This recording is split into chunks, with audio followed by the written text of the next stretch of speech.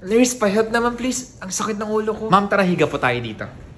Guys, pa-VS na lang. Ma'am, saan po banda sa ulo yung masakit? Dito banda, nurse. Okay. Mga anong oras po nagsimula sumakit? Bago lang talaga, nurse. Siguro mga 30 minutes ago. Okay po. Ma'am, kung susukatin niyo po yung sakit na naramdaman niyo ngayon, from 1 to 10, 1 hindi masakit, 10 pinakamasakit, mga gaano po kasakit yung naramdaman niyo po ngayon sa ulo? 8.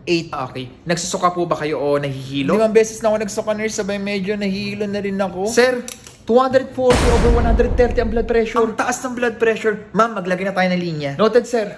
May high blood po ba talaga kayo, ma'am? Dati, nurse, meron. Pero simula gumanda yung pakiramdam ko, tinigil ko na yung mga ininom kong maintenance na gamot. Ma'am, dapat tuloy-tuloy lang po yun. Kaya po siyang tinawag na maintenance kasi dapat po i-maintain niyo po siya unless na lang po na ipatigil po sa inyo ng doktor. Ay, ganun ba yun, nurse? Opo, ma'am. Ano po ba yung mga gamot na yun kung naaalala nyo?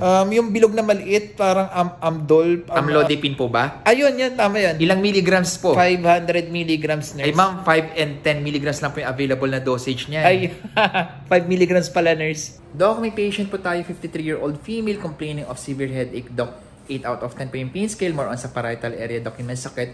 Nag-start, Doc, yung pain mga 30 minutes ago pa lang po. Blood pressure natin, Doc, is 240 over 130.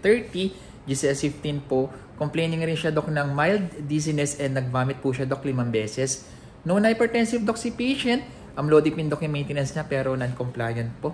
Nag-start na rin po kami, Doc, ng IV. Start ka na ng nicardipine drip. Regulate muna natin ng 25cc per hour. Mukhang hypertensive urgency and advice admission. Papunta na ako. Okay, Doc. Salamat po. Ma'am, natawagan ko na po si Doc. Nagpapastart po siya ng gamot na makakatulong po para bumaba ang blood pressure nyo at mabawasan ang sakit ng ulo. At sa ngayon po, kailangan daw po kayo ma-admit para mas maobserbahan kayo. Okay, nurse. Salamat, ha.